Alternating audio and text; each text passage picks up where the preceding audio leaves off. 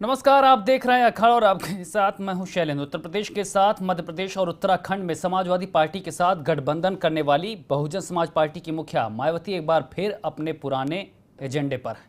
विधानसभा चुनाव 2007 के बाद लोकसभा चुनाव 2009 में ब्राह्मण कार्ड के सहारे मैदान में उतरने वाली बसपा 2019 में फिर ब्राह्मण कार्ड पर भरोसा जताकर कांग्रेस की काट में भी लगी है। आम चुनाव 2019 के लिए बसपा सुप्रीमो ने अभी तक जितने भी लोकसभा प्रभारी घोषित किए हैं उनमें सबसे बड़ी तादाद ब्राह्मण समुदाय के नेताओं की है। बसपा में माना जाता है कि जिन्हें लोकसभा प्रभारी बनाया जाता है वही उम्मीदवार भी होते हैं। दरअसल उत्तर प्रदेश में ब्राह्मण कार्ड चलने के पीछे बसपा की आजमाई नीति ही काम कर रही है। 2007 के यूपी विधानसभा चुनाव और 2009 के लोकसभा चुनाव में बसपा ने दलित ब्राह्मण का गठजोड़ का बड़ा प्रयोग किया था। मायावती को इसका राजनीतिक फायदा भी मिला था और यही वजह है कि पूर्वांचल में कांग्रेस बीजेपी की काट के लिए बीएसपी ब्राह्मणों पर एक बार फिर भरोसा जता रही है। पार्टी थिंक टैंक को लगता है कि दलित और मुसलमानों का समर्थन उनके साथ है। समाजवादी पार्टी के साथ हुए गठबंधन के बाद अब उन्हें ओबीसी का भी समर्थन मिलेगा। वहीं इस कार्ड के जरिए ब्राह्मण वोट भी उन्हें हासिल होगा। यानी बड़ी जीत के लिए ब्राह्मण को अपने पाले में करना अब बसपा की रणनीति का एक हिस्सा है और इसीलिए अब बसपा को फिर से ब्राह्मण पसंद है।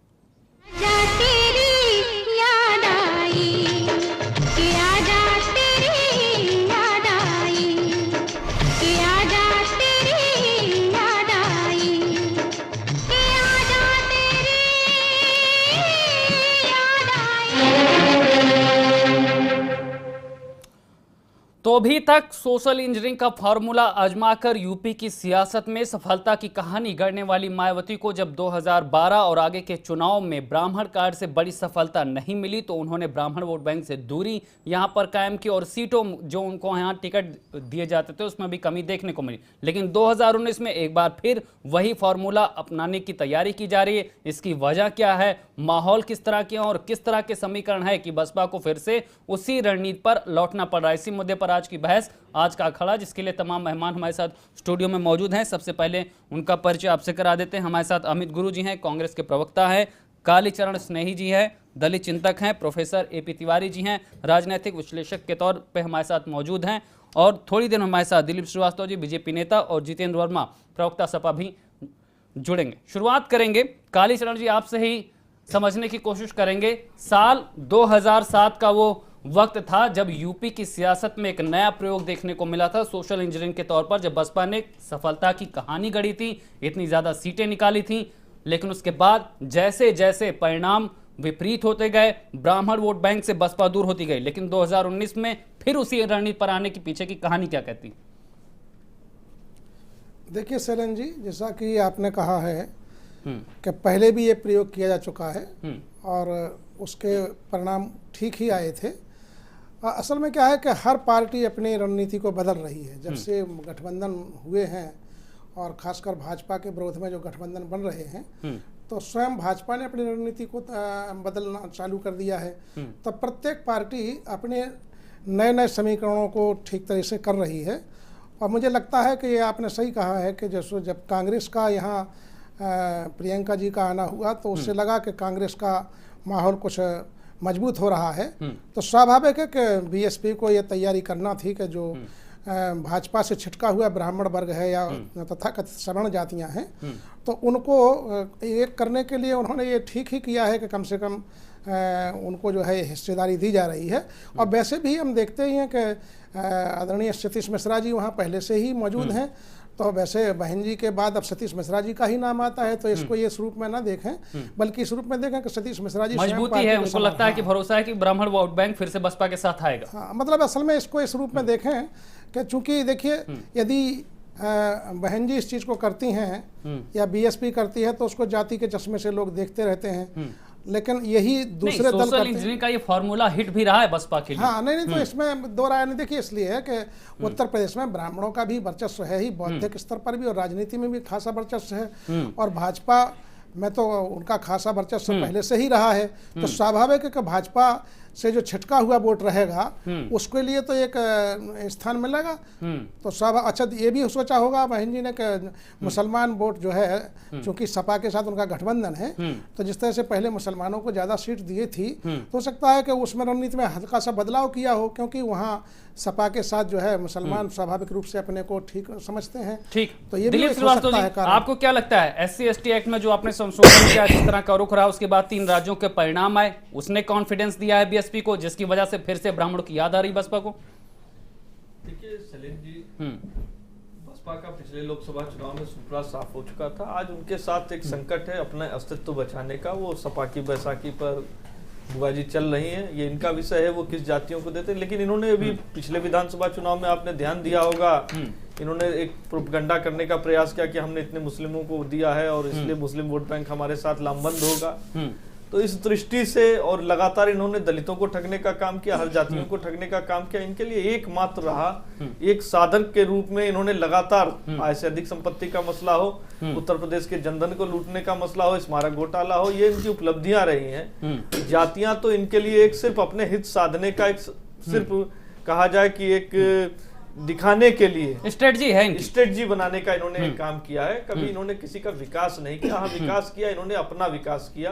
और बार बार हम लोग पूछते भी हैं कि वो आय से अधिक संपत्ति, जो आय से अधिक इन्होंने जो अर्जित की है, वो युक्ति अगर उत्तर प्रदेश में सब जनमानस को बता दे तो उसका लाभ सबको मिले। ठीक, जितेंद्र वर्मा जी हमारे साथ जुड़ चुके हैं, सपा प्रवक्ता है। मायावती का ये सोचना है या पार्टी का ऐसा सोचना है कि दलित वोट बैंक उनके साथ है, पिछड़ा वोट बैंक सपा से गठबंधन के साथ उनके साथ आ गया है, लेकिन ब्राह्मण वोट बैंक को अपने पाले में लाने के लिए इस बार फिर से विचार किया जा रहा है? जितेंद्र जी, सर्व समाज का गठबंधन है और देश का सबसे शक्तिशाली गठबंधन है। क्या ब्राह्मण समाज, क्या क्षत्रिय समाज, क्या दलित समाज, क्या पिछड़ा समाज, इस गठबंधन में सभी जाति धर्म के लोगों को टिकट देने जा रहा है गठबंधन। अभी 8 प्रभारी बसपा सुप्रीमो ने बनाए हैं, ब्राह्मणों की है 25%, तो अच्छी बात जो है, लोकसभा तो अच्छी बात किए है। गए। हम सबका साथ सबका विकास कर रहे हैं। हर जाति धर्म को लिए हम संकल्पित हैं कि हम हर जात धर्म के व्यक्ति को सम्मान देंगे। जो संविधान कहता है वो सम्मान बसपा और सपा का गठबंधन लोगों को दे रहा है। इसमें किसी को जलन नहीं होनी चाहिए। आप महाराष्ट्र से लेके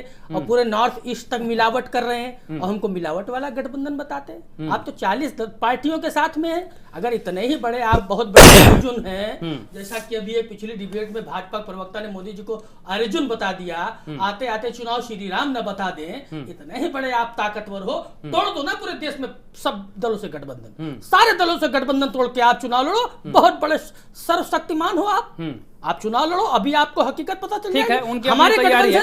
आपकी गठबंधन गठबंधन की स्ट्रेटजी क्या है? ब्राह्मणों पर फिर से निशाना साध रही है बीएसपी, सोशल इंजीनियरिंग का फार्मूला फिर से रिटर्न हो रहा है। हमारी स्ट्रेटजी सामाजिक लड़ाई, सामाजिक न्याय की लड़ाई लड़ने का है और देश को विकास के मार्ग पर ले जाने का गठबंधन है। सभी धर्म जाति को एक प्रेम के माले में पिरो के रखने के लिए बसपा सपा का गठबंधन संकल्पित है और सभी लोग इसको लेके आगे बढ़ेंगे। ठीक, अमित गुरु जी, जिस तरह से पूर्वांचल की कमान आपने सौंपी है प्रियंका वाड्रा को, उसके बाद से दूसरे दलों की भी तैयारी देखने को मिले। अभी तक के जो समीकरण है, पश्चिम यूपी में बसपा मजबूत रहती है, लेकिन पूर्वांचल में कहीं ना कहीं थोड़ी कमजोर साबित होती है। क्या माना जाए, ये जो ब्राह्मण कार्ड खेला गया है, ये कांग्रेस की काट है, प्रियंका की काट है? देखिए, जो ब्राह्मण कार्ड मायावती जी ने खेला है उस पर मैं बहुत प्रतिक्रिया देना उचित नहीं समझूंगा, क्योंकि आपने 2007 की उनकी सोशल इंजीनियरिंग देखी थी और तमाम सारे उन्होंने टिकट भी दिए थे ब्राह्मणों को और सत्ता में आई थी। उसके बाद वो सोशल इंजीनियरिंग सत्ता जाने के बाद फिर फायदेमंद नहीं रहा। तो अब वो हमारा काट कर रही है नहीं कर रही है, उनका अपना व्यक्तिगत वो है। सभी दल को, सभी वर्गों को लेके अगर चलना चाहती हैं तो वो चलें, वो उनका अपना निजी फैसला है, उस पर मुझे कोई एतराज नहीं है। देखिए, हम अपने व्यक्तिगत अपने अगर दल की बात करें तो निश्चित तौर पे ब्राह्मणों के लिए या मैं सबकी तो बात, आपने डिबेट का जो मुद्दा रखा है ना, बड़ा टिपिकल मुद्दा है और हम सबके लिए टिपिकल बन जाएगा ना। हाँ बिल्कुल, हम सबको छोड़ नहीं सकते, लेकिन चूंकि सिर्फ आपने ब्राह्मणों को फोकस करके इस मुद्दे को आज लाए हैं आप, तो हम उसी पे ही केंद्रित रह के बात करें तो कांग्रेस वर्चस्व है ना साहब। पूर्वांचल में आप देखिए तो ब्राह्मण और ठाकुरों के बीच जिस तरह से वर्चस्व की लड़ाई होती है, जिस तरह से उनका वोट बैंक है, जो जिस पाले में वो जाएंगे उस पाले की जीत यहाँ पर सुनिश्चित होगी।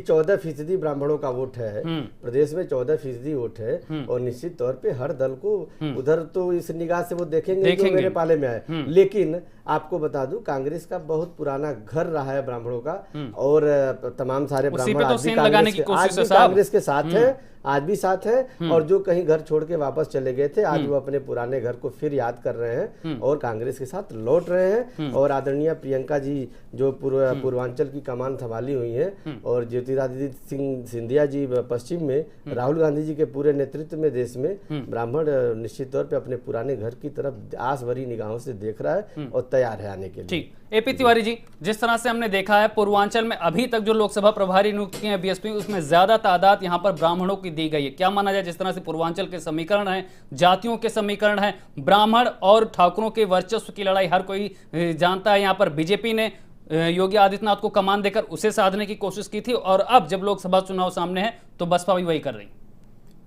शैलेंद्र जी, जो जातीय गणित को साधने की कोशिश की जा रही है वो लगभग सभी राजनीतिक दलों के स्तर पर है, और जहाँ तक बसपा का झुकाव जो ब्राह्मणों की तरफ जाता हुआ दिख रहा है, ये उनके अतीत के अनुभव पर आधारित है। अतीत में उन्होंने सोशल इंजीनियरिंग का एक फार्मूला अप्लाई किया था जिसके फलितार्थ बसपा के अनुकूल बैठे थे।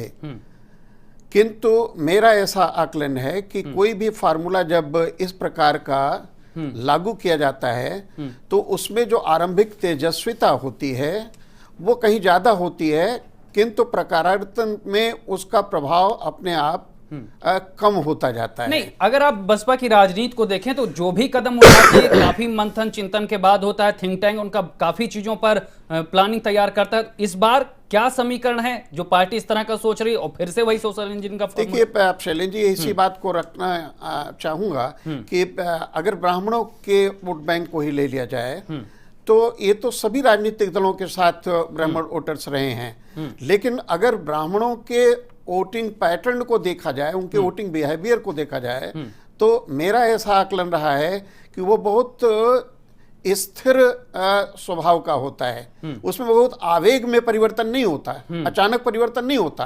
और 2007 में वो उन्होंने सफलता हासिल की थी, क्योंकि अभी तक बीजेपी और कांग्रेस में जो जाता था वोट, वो ट्रांसफर करने में कामयाब हुई थी। ठीक है, वो तो कांग्रेस भी चेष्टा कर रही है कि जो ब्राह्मण वोट बैंक है उसकी तरफ झुके, लेकिन जहां तक बसपा का सवाल है, बसपा के स्तर पर एक ब्राह्मणों को लेकर एक जो कहेंगे विवाद की स्थिति उत्पन्न की जाती रही है, वो एक मनुवाद की बात उठ की जाती है। मनुवादी, अब इसको तो डिवाइड करना पड़ेगा कि मनुवादी ब्राह्मण और गैर मनुवादी ब्राह्मण, ऐसे ब्राह्मण जो अभिजन हैं और जो सामान्य ब्राह्मण हैं, जो दरिद्र हैं, जो संपन्न हैं, तो किस प्रकार के ब्राह्मणों को साधने की चेष्टा की जा रही है। मेरा ऐसा मानना है कि अभिजन ब्राह्मणों को साध कर जो ब्राह्मणों का एक मास है उसको वोट बैंक के तौर पे कन्वर्ट नहीं किया जा सकता। ठीक, दिलीप श्रीवास्तव जी, आपको क्या लगता है जिस तरह से बसपा फिर से सोशल इंजीनियरिंग के फॉर्मूले पर रिटर्न कर रही है? अगर पूर्वांचल के अभी तक समीकरण देखें तो 26 लोकसभा की सीटें, 21 जिले, 23 सीटें आपके पास, 2 सीटें अनुप्रिया पटेल के पास, 1 सीटें सपा के पास। बसपा किस तरह की चुनौती? बसपा कोई चुनौती नहीं है। बसपा का अपना अस्तित्व बचाने के लिए उनके पास संकट है, और इसी दृष्टि से उन लोगों ने नहीं, अब कॉन्फिडेंस भी उनके पास आ गया ना, सपा से गठबंधन कर लिया। उनको लगता है कि दलित और मुसलमान वोट उनके साथ हैं ही है, और ओबीसी अब सपा के साथ आ गए, अब ब्राह्मणों को रिझाएंगे। कॉन्फिडेंस तो अपने से आता है, दूसरे के साथ तो आता नहीं कॉन्फिडेंस। उपचुनाव में उन्होंने दिखाया तो उनके साथ ये आ रहा है। नहीं, उपचुनाव की बात नहीं की जा रही। आज वर्तमान की परिस्थिति, चुनाव तो वर्तमान स्थिति परिस्थितियों पर निर्भर करता है, वर्तमान परिदृश्य पे निर्भर करता है, और जनमानस के मूड पे निर्भर करता है। जनमानस देखता है कि क्या स्थिति है, किसने काम किया है, किसने नहीं किया है, कौन इस तो फिर बसपा को ऐसा क्यों लग रहा है कि ब्राह्मण वोट का मूड जो है बसपा की तरफ आ सकता है? 2007 की कहानी रिपीट कर सकते हैं वो, इसलिए फिर से दांव खेलना, इतनी बड़ी तादाद में प्रभारी नियुक्त करना? 2014 में क्या स्थिति रही उसको भी बसपा देख रही होगी। 2017 के विधानसभा चुनाव में क्या स्थिति रही उसको भी बसपा देख रही होगी। ये उनका विषय है, पार्टी का आंतरिक मसला है। बसपा ने किन लोगों को टिकट देना है उन्होंने तय किए, प्रभारी अपने इस दृष्टि से उन्होंने वहां के समीकरण के हिसाब से उन्होंने तय किया होगा। लेकिन बसपा का मूल रहता है, मूल स्वरूप जो रहा है, तमाम आरोप लोग नेता लोग लगा रहे हैं, तमाम उनके यहाँ जो टिकटार्थी हैं, तमाम लोग जो टिकट ले रहे हैं कि पैसा इतना पहुंचाया उसके बाद भी टिकट नहीं मिला, फिर हमारा टिकट कट गया, हमसे ज्यादा जो धन दिया, तो उनका ये आंतरिक मसला है। लेकिन ये इसमें भी वो इन सारी चीजों को पहले प्राथमिकता के तौर पे देखती है। जितेंद्र वर्मा जी, आपको क्या लगता है, जिस तरह से गठबंधन हुआ है, 37 सीटों पे आप लड़ रहे हैं, 38 सीटों पे बसपा लड़ रही है और पूर्वांचल में ज्यादातर अब जो प्रभारी नियुक्त गए हैं ब्राह्मण। देखिए, पहली बार नहीं हो रहा है सपा या बसपा ने ब्राह्मण को सम्मान दिया हो या टिकट दिया हो, या लोकसभा में या राज्यसभा में। घटता गया ना रेशियो, आप देखिए तो घटता गया। 2007 में आपने जितनी सीटें दी थी, जितने टिकट दिए थे, उसके बाद 2012 में कम हुए, फिर उसके बाद 2017 में कम हुए। 10 के लगभग मंत्री उत्तर प्रदेश सरकार में सपा ने बनाए। और उसके अलावा जनेश्वर मिश्रा पार्क एशिया का सबसे बड़ा पार्क, ये भी एक सम्मान की बात है। पार्कों की भी आवश्यकता उत्तर प्रदेश को, देश को है पर्यावरण के लिए।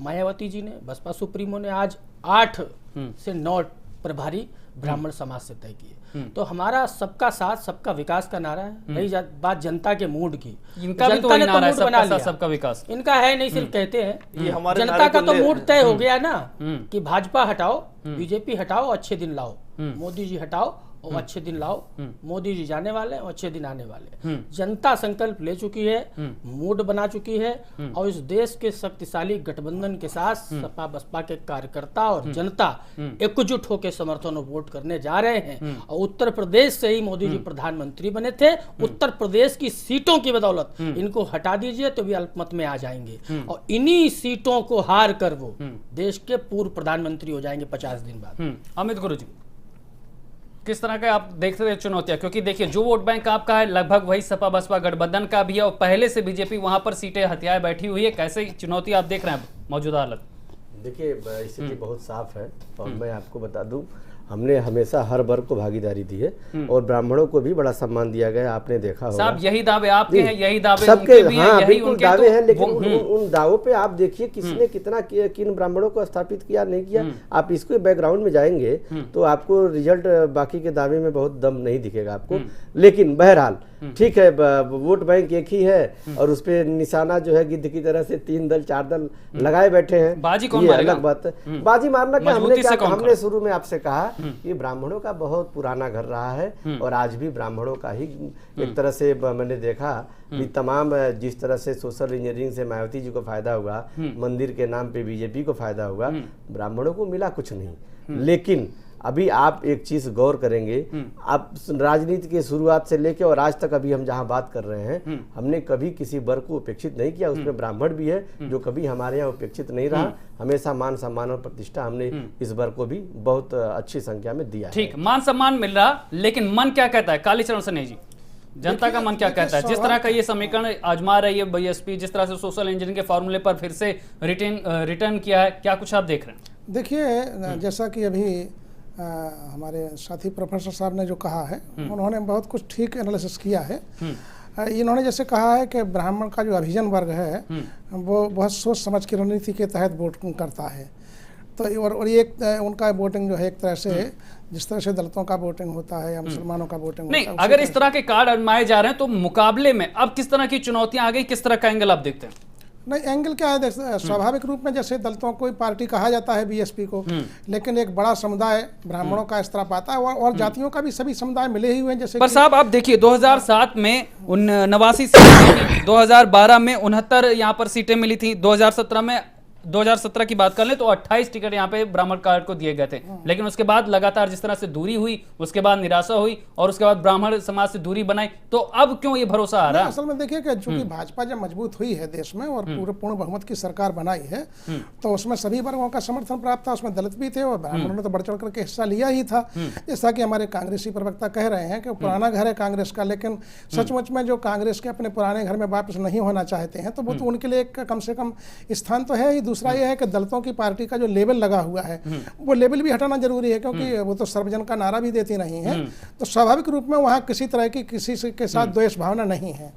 और ये अच्छी बात है कि सभी जातियों को, क्योंकि जाति तो एक सच्चाई है देश की और सभी लोग जाति के समीकरण साधते हैं। ये बात अलग है कि आप डिबेट में केवल ब्राह्मणों की बात कर रहे हैं, सारी जातियों को सब साधते ही हैं। अब कौन जाति किसका हित करती है, वर्चस्व है ना सर, पूर्वांचल में ब्राह्मणों का वर्चस्व, और इस बार हम देख रहे हैं कि पूरी सोच समझ के ही किया होगा उनका फैसला। और ठीक है, सोच समझ के किया गया। एपी तिवारी जी, सोच समझ के यहाँ पर ये सारी प्लानिंग हो रही, लेकिन बसपा इतना कॉन्फिडेंस में क्यों है और इस तरह के दावों को आप कितना जो है असरदार मानते हैं? शैलेंद्र जी, बसपा के सामने तो सबसे एक प्रमुख चुनौती ये है कि वो गठबंधन में है, और ये जो गठबंधन है वो अपने आप में उसके लिए चुनौती है, और शायद मेरी दृष्टि में यही एक कारण है जिसकी तरफ ब्राह्मणों की तरफ उसका झुकाव बढ़ रहा है। ब्राह्मणों का वोट साधने के पीछे लक्ष्य यही है। ये बहुत स्वाभाविक है कि ब्राह्मणों के साथ दलितों की जो प्रॉक्सिमिटी रही है वो बहुत एक नेचुरल एलाई के तौर पर रही है, कोई कॉन्फ्लिक्ट की स्थिति नहीं रही है। किंतु जहां तक राजनीतिक उसके समावेशन का प्रश्न है,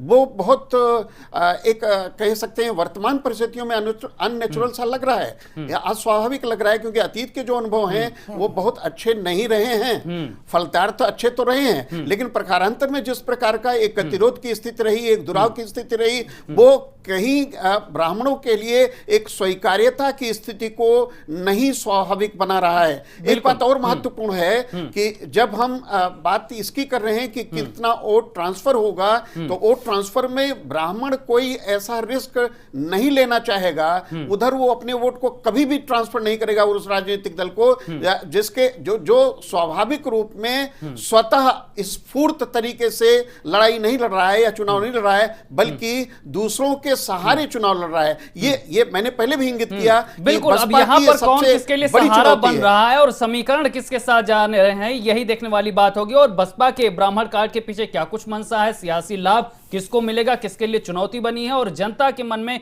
बसपा को लेकर क्या है, कांग्रेस को लेकर क्या है, बीजेपी की तैयारियां क्या कुछ कहती हैं, इसी मुद्दों पर बहस जारी रहेगी। लेकिन फिलहाल यहां पर वक्त एक छोटे से ब्रेक का।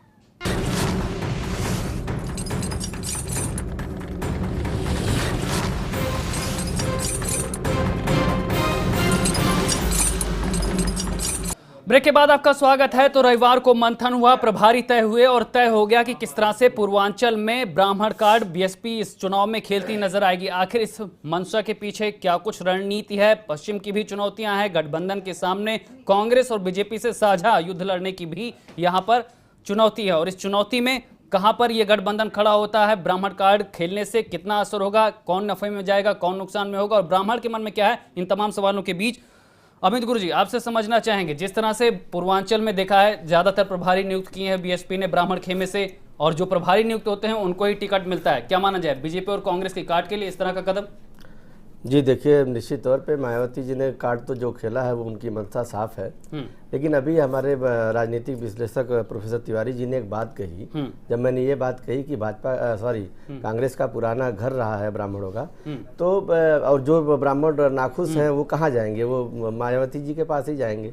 मैं एक दौर मुझे याद आ रहा है, देखिए आपने बड़ी पेशोपेश में रखा है आज इस डिबेट में, लेकिन बहरहाल एक लिमिटेड उस पर आप बात कर रहे हैं, बड़ा पेशोपेश की स्थिति आ जाती है। एक दौर था जब तिलक तराजू और तलवार के भी नारे लगे, और बाद में ऐसे भी नारे लगे ब्राह्मण संघ भी बजाएगा और आगे बढ़ेगा। बड़ा विरोधाभास होता है, हमको साधना होता है उस चीज को कि हम वोट बैंक कर रहे हैं। सवाल इस बात का है कि चाहे मायावती जी हो और चाहे दूसरे शासनकाल में दूसरी जो सरकारें आई जो रोजगार के मुद्दे पे सवर्णों के खिलाफ बहुत हद तक मैं बहुत खुल के बात नहीं करना चाहता, इशारों में बात कर रहा हूँ। आप देखे होंगे ब्राह्मणों के साथ वो समझ रहे होंगे, ब्राह्मणों को छला गया है तो ब्राह्मण जाएगा कहाँ अब? ब्राह्मण अब भूल के जो अगर कहीं हमारा घर छोड़ के चले गए, अपना ही घर छोड़ के नाराज होके गए हैं, अब वो पूरे मन से तैयार हो चुके हैं, वो अपने घर वापस आ रहे हैं और हम उनका स्वागत भी कर रहे हैं। ब्राह्मण संघ बजाएगा, हाथी बढ़ता जाएगा, बताइए। ब्राह्मण समाज और सभी समाज, मैं केवल एक समाज की बात नहीं कर रहा हूँ, हमारा संकल्प केंद्रित तो है, रणनीतियां तो यही संदेश दे रही है साहब। हमारा संकल्प सर्व समाज को लेकर चलने का है, हम चल रहे हैं। हमने गठबंधन को एक मजबूत शक्तिशाली तौर पे देखा है। 30 साल पुरानी सीट, मुख्यमंत्री जी की सीट, सभी जाति धर्म के लोगों ने मिलकर हराई। मैं ये नहीं कह सकता कि मुस्लिम, यादव और दलित ने केवल हरा दी, सभी धर्म जाति के लोगों ने मिलकर हटाई। उप मुख्यमंत्री जी की सीट सभी जात धर्म के लोगों ने मिलकर हटाई। दोनों को मिला दो तो केंद्र सरकार और मोदी जी को दिल्ली है। आप ये समझिए कौन सीट सपा के खाते में है, कौन बसपा के खाते में है। शहरी सीट सपा को ज्यादा मिल गई और गांव की सीट बसपा को ज्यादा मिल गई। प्रश्न ये नहीं है, गोरखपुर बहुत बड़ा शहर है, बहुत बड़े शहर में बात हुई है। अरे बनारस में इनको घेरने जा रहे हैं, हम बनारस में इनको घेरने जा रहे हैं। सैलेन जी, प्रतिष्ठा वाली सीटों पे आपको मात दी है और लग रहा है कि ब्राह्मण कार्ड से आपकी जो चुनौती है पूर्वांचल में ब्राह्मण वोट बैंक की, अगड़ी जातियों की, वो भी साधेंगे। सैलेन जी, अब उत्तर प्रदेश का जनमानस तो ये भूला नहीं है कि खनन मामला हो चाहे स्मारक घोटाला हो, ये जांचे तो विकास के मुद्दे, किसने किसानों की समस्या, एक दूसरे के प्रति किया, ये भूला नहीं है। ये तो आप लोगों ने एक दूसरे के प्रति किया था और बताया था कि उत्तर प्रदेश के जनधन को लूटने का काम हुआ है। आप चाहे जिस जाति के व्यक्ति को टिकट दीजिए, लेकिन सब जानते हैं, और आपके ही नेता जो आपके पार्टी में रहे और जब पार्टी छोड़ के गए, बसपा की मैं बात कर रहा हूं, वो सीधे सीधे आरोप लगाते हैं। ये सर्वविदित है कि वो सीधे आरोप लगाते हैं कि हम इतना धन देंगे और तो हमें टिकट मिलेगा, हमने धन नहीं दिया इसलिए हमें टिकट नहीं मिल रहा, या हमने कम धन दिया तो हमें टिकट नहीं दिया जा रहा है, हमारा टिकट काट दिया गया। इससे पहले पूर्व नेता रहे नसीमुद्दीन सिद्दीकी, उनका जो उन्होंने जो आरोप लगाया, ये सर्वविदित है कि आपके लिए कोई जाति माने नहीं रखती, आपके लिए धन माने रखता है। धन के आधार पे आप जातियों को एक सिर्फ अपने लिए स्ट्रेटजी बनाते हुए उनको साधने का काम करने का काम किया है। गठबंधन आपका विषय है कि आप दोनों लोग एक दूसरे का अस्तित्व बचाने की दृष्टि से आप दोनों एक दूसरे के अस्तित्व की लड़ाई, एक दूसरे का अस्तित्व 2014 में क्या स्थिति थी, 2017 में क्या स्थिति थी, आपने काम किया है, आपने उत्तर प्रदेश में खूब काम किया है। अगर आपने अपने पिता की बात मानी होती, पिता को तिलांजलि देने का काम किया आपने, और बुआ को साफ साफ सीटें दे दी है, आपका विषय है। चाचा आपकी पोल खोल रहे हैं, तिजोरी चाबी उनके पास है, रहस्य से सारे पर्दा हटा रहे, वो भी उत्तर प्रदेश का जनमानस देख रहा है। देखिए, जनता ये भी नहीं भूली है कि आपने 2 करोड़ नौकरी का वादा किया और नहीं दिया। बुलेट ट्रेन चलाने को बोला, नहीं चला। हम उस पर जवाब सुन दे रहे लीजिए, हैं। आप सुन लीजिए, हम जवाब उस पर दे रहे स्मार्ट हैं। सिटी में कहीं एक ईंट पूरे देश में लगा आप देख नहीं पा रहे हैं, शहर आप आके खोल के देखिए, यही अब लखनऊ राजधानी में लड़ाई नहीं है, बीजेपी का अस्तित्व खतरे में है, में काम हो रहा है, इन लोगों का साक्ष्य अस्तित्व के साथ खतरे बात में की जा है। सकती है। मोदी जी भाजपा सहित पूरे देश में एनडीए 125 सीट पे सीमित होने जा रहा है। मैं आपको बता रहा हूं, एनसीपी कांग्रेस ने गठबंधन किया, पानी पी पी के आप लोग लड़ रहे थे, आपका गठबंधन हो गया। हमारे गठबंधन को मिलावट का गठबंधन, और महाराष्ट्र से लेकर नॉर्थ ईस्ट तक मिलावट कर रहे हैं आप। मैंने तो कहा अगर ज्यादा गुमान है तोड़ दो 40 दलों से देश में गठबंधन। घोटाले आ जाओ दाढ़ी वाले शेर की तरह, क्यों डर है? घोटाले पे, डर किस बात का है? मोदी जी को, मोदी जी को किसी भी कीमत पर सत्ता चाहिए, और जनता ने तय कर लिया है किसी भी कीमत पर देश से मोदी की सत्ता को हटाना है, भाजपा की सत्ता को हटाना है। जांच कराई थी आपने? डर है उत्तर प्रदेश की जनता जानना चाहती है, किसी का भी मुसलमानों को जानना चाहती है। क्या दिक्कत है? अमित गुरु जी बोलिए। भाई आपको डर है, किसको किस तरह का डर है? अमित गुरु जी, किसको किस तरह का डर है? मुसलमानों को टिकट दे दो, किसको किस तरह का डर है साहब? आप दलितों को टिकट दे दो, क्या दिक्कत है? नहीं दे पाओगे आप, वर्मा जी अपने हक के समय का बोले, आप अपने हक के समय का बोले, मुझे भी थोड़ा सा मौका दे दीजिए। देखिए, पहली चीज एक चीज मैं स्पष्ट कर दूं, आपके लिए चुनौतियां बड़ी हैं अमित गुरु जी? नहीं, हमारे लिए चुनौतियां बड़े, हमारा तो हम तो क्योंकि माहौल तो वो बना चुके हैं। कोई नहीं, कोई चुनौती हमारे लिए नहीं है। हमारे लिए हमको सबको लेके हम साथ चलते हैं, मैंने पहले भी कहा। और चूंकि व्यक्तिगत पर आपके साथ चलने को कौन तैयार है, ये भी तो बताइए। हाँ, हमारे साथ सब चलने के लिए तैयार। आप बेफिक्र रहिए, रिजल्ट आएगा, परिणाम आएगा, आप आश्चर्यचकित रहेंगे। मैं एक बात स्पष्ट कर दूं, भारतीय जनता पार्टी के पास ब्राह्मण जाने वाला नहीं है। अटल आडवाणी और जोशी, कारण क्या लगते हैं आपको? अरे अटल आडवाणी और जोशी जैसे तिकड़ी को आपने देखा किस तरह से इन लोगों ने दरकनार कर दिया। अभी आप कीर्ति आजाद को देखिए, वो कांग्रेस का दामन आके बेचारे थामे हैं। तमाम ब्राह्मण नेता उपेक्षा के शिकार रहे हैं। तो आप इनके पास तो हक ही नहीं है कि उम्मीद तो ये उपेक्षा, यही उपेक्षा बसपा की आंखों की चमक बढ़ा रही है। नहीं बस, अच्छा, क्या वो मेरे आंख की चमक नहीं बढ़ा सकते जो निश्चित हो रहे हैं? अभी कीर्ति आजाद सब हमारे पास आ गए। आप देखिए, एक चीज आपको बताऊं, निश्चित तौर पे सबने सिर्फ इस बौद्धिक इस वर्ग का, और आज मैं दावा नहीं कर सकता सर्व समाज बौद्धिक हो चुका है, लेकिन इस वर्ग का सबने उपयोग राजनीति में सफल होने के लिए किया है, हमेशा किया है। और आज हर सबकी मदद करने के बाद ब्राह्मण अब अपने घर में आना चाहता है। ठीक है, ब्राह्मण अपने घर में आना चाहता है, लेकिन कालीचरण जी, जिस तरह की स्थितियां बनती नजर आ रही हैं, जिस तरह से मोमेंटम यहां पर चेंज हुआ है, इस बार का चुनाव किन मुद्दों पर होने जा रहा है और उसमें बसपा का एक कार्ड कितना कारगर लगता है आपको? देखिए, एक तो जो खासकर रिजर्वेशन पॉलिसी पर जो हमला हुआ है और उसका बचाव नहीं किया जा रहा है, हम देख रहे हैं सोशल मीडिया पे आ रहा है कल भारत बंद होने वाला है, रोस्टर प्रणाली को डैमेज किया गया है, विश्वविद्यालयों में आरक्षण एक तरह से समाप्त होने वाला है दलितों का और ओबीसी का, ये सारे मुद्दे रहेंगे। ये सही बात है कि उस तरह के एक वर्ग पूरे देश में इस तरह का है जो जाति से हट करके हमेशा मतदान करता रहा है, और बौद्धिक वर्ग, ये हम सही बात है कि बौद्धिक वर्ग ब्राह्मणों को माना जाता है और उन्होंने एक रणनीति के तहत अपना वोट दिया है, लेकिन रणनीति के तहत उन्होंने अपने दूसरे आकाओं को भी छोड़ा है जहां उनको लगता है कि हमारे सम्मान को या हमारे उसको ठेस पहुंचती है। जो वादे ब्राह्मणों से किए गए थे भाजपा के द्वारा, तो कुछ ना कुछ तो लग ही रहा है, तभी वादे अधूरे हैं और इसलिए बसपा सोच रही है कि ब्राह्मण कार्ड चलने से फायदा होगा। दिलीप जी, मैं पूछना चाहता हूं, आप दलित चिंतक हैं और आप इस तरह की बात कह रहे हैं कि आरक्षण समाप्त होने वाला है। संविधान द्वारा जो प्रदत्त आरक्षण है वो किस प्रकार से आपने समाप्त किया, किस प्रकार से समाप्त होने जा रहा है, स्पष्ट रूप से बताना चाहिए। फैसलों की बात कर रहे हैं, ब्राह्मणों की बात कही जा रही है। भारतीय जनता पार्टी सबके साथ सबके विकास के एजेंडे पे काम करती है, काम कर रही है, और तमाम ऐसा बड़े बड़े नेता भारतीय जनता पार्टी माननीय कलराज मिश्र जी से लेके डॉक्टर दिनेश शर्मा जी से लेके बड़े बड़े नेता भारतीय जनता पार्टी में उस वर्ग का नेतृत्व करते रहे। जितेंद्र जी, देखिए, सपा बसपा सभी जात धर्म के लोगों को टिकट देने जा रही है। अभी बसपा ने दिया नहीं, जात धर्म के क्यों टिकट देना? क्यों नहीं, हम हमारा संकल्प है सब समाज को लेकर साथ चलने का। आपको लेकिन अगर हमारे ब्राह्मण कार्ड से डर है तो आप मुसलमानों को टिकट दे दो, दिक्कत क्या है? दलितों को दे दो, यादवों को दे दो, आप भी सर्व समाज को लेके चलो। लेकिन आपसे नहीं हो पाएगा सर्व समाज से। 13 रोस्टर प्रणाली आपने जो है लागू किया अभी, 200 रोस्टर प्रणाली को समाप्त करके, उसमें अभी आप देख लीजिए विश्वविद्यालयों में दलित और पिछड़े का आरक्षण इन लोगों ने खत्म कर दिया है और पूरे देश में इसके लिए लोग आंदोलित है। 5 मार्च को लोग और जनमानस इसके लिए आंदोलन भी करने जा रहा है। आप किस ओर? ठीक है, दिलीप जी आपसे जवाब लेंगे, लेकिन उससे पहले एपी तिवारी जी के पास आते हैं और फिर जब नियुक्ति ठीक है, आती ना, ठीक है, जब एएमयू में आरक्षण की बात होती है दलितों की, तब आप चुप्पी साध लेते हैं। जी शैलेंद्र जी, ठीक है, एपी तिवारी जी से के पास जाएंगे, उसके बाद दिलीप जी आपके पास आएंगे। एपी तिवारी जी, जिस तरह से यहाँ पर ये तमाम मुद्दे हैं जिससे लगता है कि बीजेपी से उनका वोट बैंक यहाँ पर खिसकेगा, लेकिन जिस तरह से माहौल चेंज हुआ है, जिस तरह से पूर्वांचल की लड़ाई में तमाम डायमेंशंस सामने आ गए, उसके बाद आपको क्या लगता है किस तरह की नीति है और ये जो नीति यहाँ पर अपनाई जा रही है ब्राह्मण कार्ड वाली, ये कितना किसके लिए फायदेमंद होगी?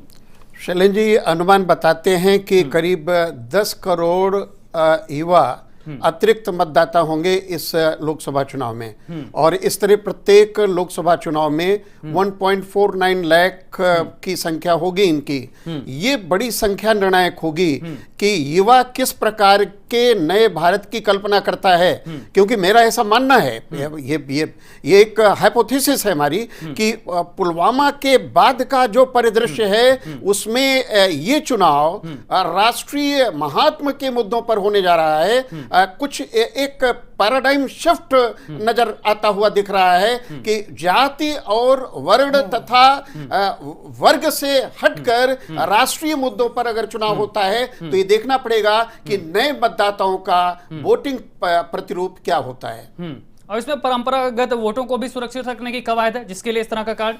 देखिए शैलेंद्र जी, ये तो मैंने पहले भी केवल इंगित किया कि ऐसा नहीं है कि ब्राह्मण का अपना काडर नहीं है, और ब्राह्मण का अगर काडर है तो ब्राह्मण ने पहले से निर्धारित कर रखा है कि उसको किस राजनीतिक दल की तरफ मत देना है। जी ठीक, फाइनल कमेंट मैं एक देना चाहूंगा।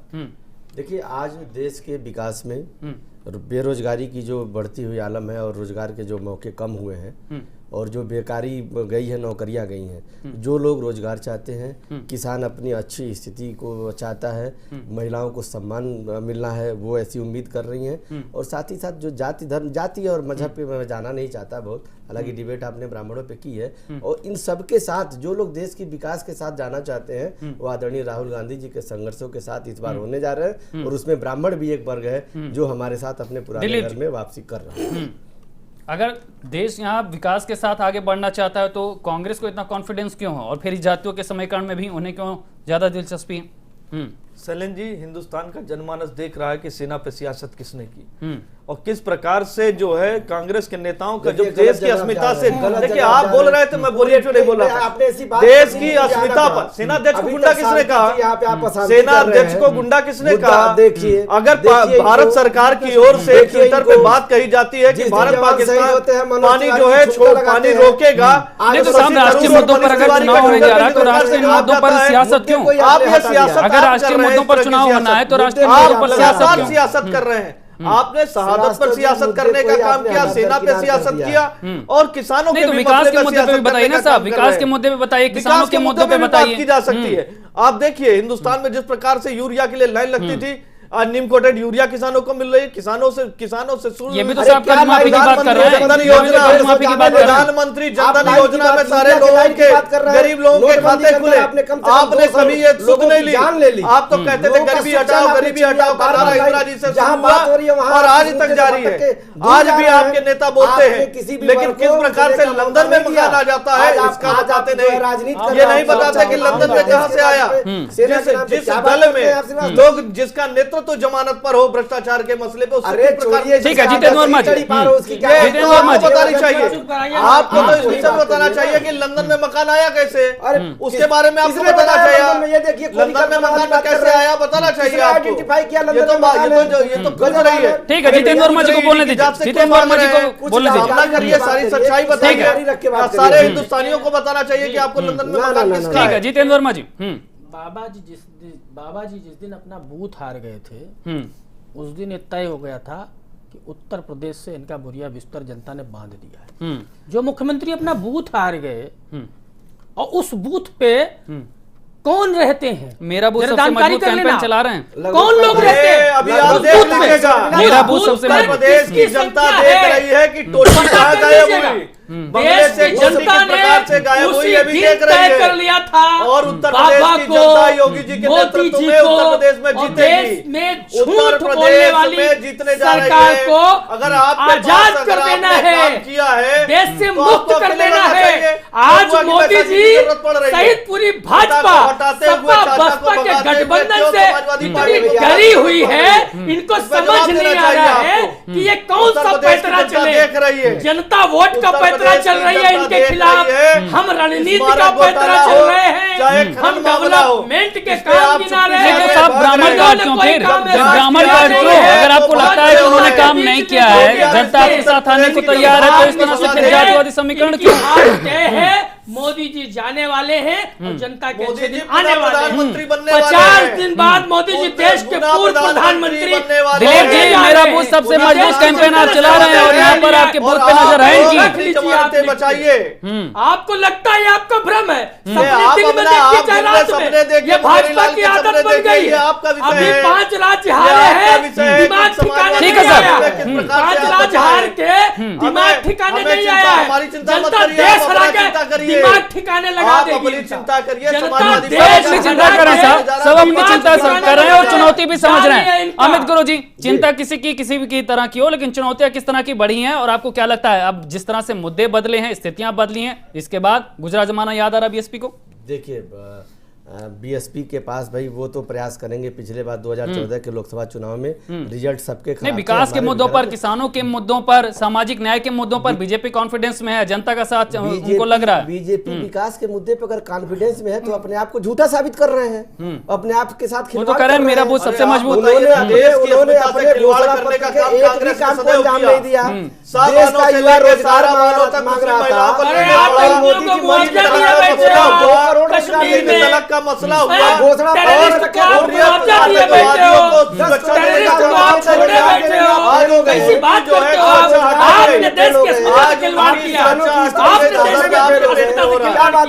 देखिए विकास के मुद्दे पे मैं आपको स्पष्ट कर दूं, भारतीय जनता पार्टी के पास विकास साहब कल अमेठी में जाके इन्होंने विकास पे सवाल किए हैं आपके। विकास के मुद्दे पे अमेठी और रायबरेली दोनों देख लीजिए किनके साथ कह रहे हैं कि सेना के साथ आपने जो है देरी की, सेना के साथ आपने देरी की।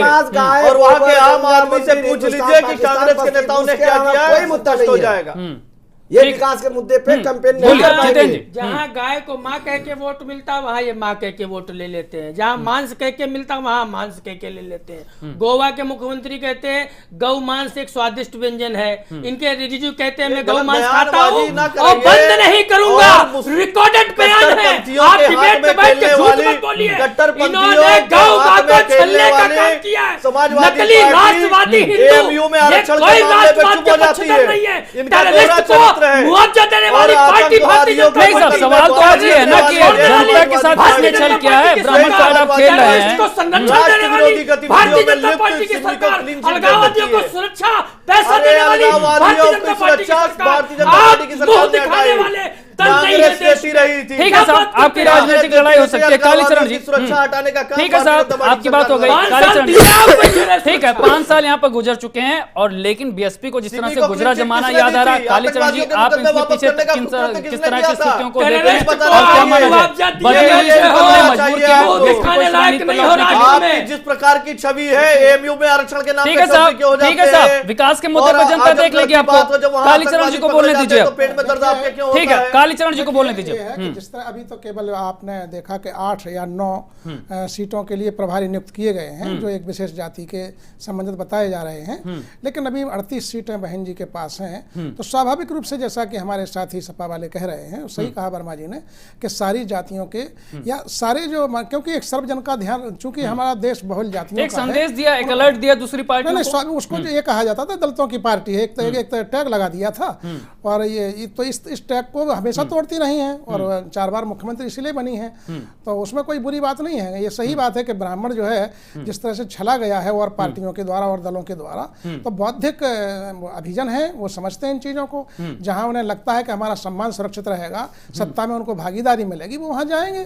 तिवारी जी, आपको लगता है इस तरह के कार्ड से अब दूसरी पार्टियों के लिए भी मंथन का दौर है, उनको भी अपनी रणनीति फिर से देखनी होगी और इस तरह की रणनीति का यूपी की सियासत में अगर हम देखें, चुनाव की तैयारियों के लिहाज से देखें तो किस तरह का असर देखते हैं? किसके लिए चुनौती बढ़ती नजर आ रही, कौन नफे में जाता नजर आ रहा है और किसके लिए मुश्किलें बढ़ने वाली? देखिए शैलेंद्र जी, जिन राजनीतिक पार्टियों का एक काडर है वोटर का, उन्हें कोई चिंता नहीं करनी चाहिए।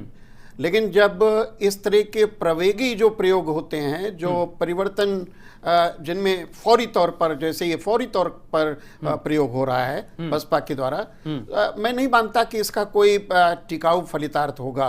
हाँ, ये अवश्य है, प्रयोग मात्र, हाँ, ये प्रयोग मात्र है। हाँ, ये अवश्य है कि कहीं अगर यह चुनाव राष्ट्रीय महात्म के मुद्दे जैसे भ्रष्टाचार है, सुशासन है, राष्ट्रीय सुरक्षा, वैश्विक सुरक्षा, ये मामले कहीं अगर उभर कर सामने आते हैं तो स्वाभाविक रूप में जो वोटिंग पैटर्न होगा उसमें भारी तब्दीली नजर आएगी। बिल्कुल, वोटिंग पैटर्न में बदलाव होगा। अमित गुरु जी, वोटिंग पैटर्न में बदलाव होगा, परेशानी किसके लिए बढ़ेगी? बिल्कुल बदलाव होगा। मैं प्रोफेसर त्रिपाठी जी के बात से बिल्कुल सहमत हूँ और इसी बात को मैंने कहा भी कि देश की जो जनता है, जो वोटर्स हैं, वो विकास के मुद्दे पे, अपने रोजगार के मुद्दे पे, अपने सुरक्षा के मुद्दे पे, फिर तो साहब आपके लिए चुनौतियां हैं। अरे भाई, हम तो उसकी लड़ाई लड़ रहे हैं लगातार। हम जमीन पे लड़ाई, किसानों की लड़ाई, बेरोजगारों की लड़ाई। आप देखिए, पीछे जाइए, जब ये सरकार आई थी तो इसी विकास के नाम पे आई थी। हम 2 करोड़ रोजगार देंगे, हम किसानों की आय दोगुनी कर देंगे, महिला सुरक्षा एकदम फिट चकाचौंध रहेगा, स्मार्ट सिटी बनेगी, बुलेट ट्रेन चलेंगी।